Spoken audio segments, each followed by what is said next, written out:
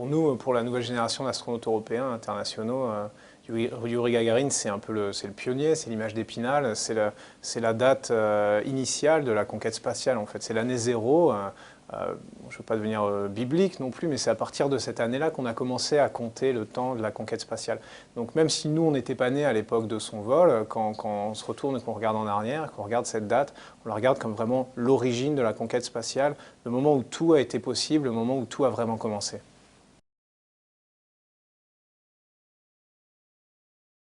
C'est vrai que c'est plus les mêmes missions. Avant, à l'époque de Gagarine, on ne savait pas ce qu'on allait rencontrer, donc on envoyait les gens les plus résistants possibles, et puis on espérait tout simplement qu'ils allaient résister à tout, mais on n'était pas très sûr.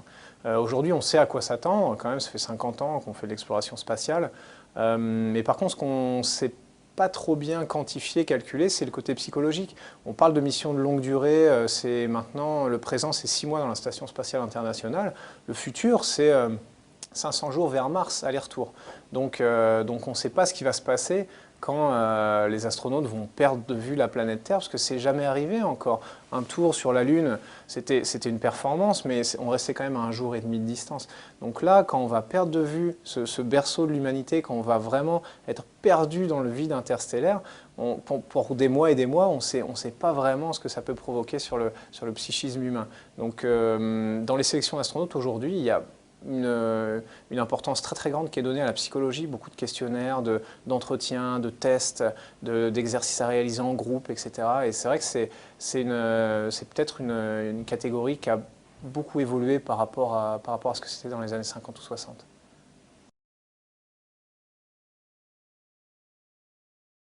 C'est vrai que nous, on a moins de premières à réaliser qu'à l'époque, mais on a aussi notre part de bonheur. C'est vrai que 6 mois dans l'espace, c'est vraiment devenir un citoyen de l'espace et s'approprier ça. Le corps s'adapte beaucoup plus quand on a un vol très court de 2 jours ou quelques jours sur la navette.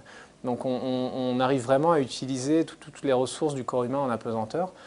C'est regarder la Terre avec beaucoup de temps aussi, pas juste 2 orbites par un petit hublot, mais c'est vraiment s'approprier cet environnement. Donc c'est une chance inouïe qu'on a nous, mais la génération suivante aura encore d'autres chances. Ils vont voir Mars, si c'est pas nous, ce sera les suivants.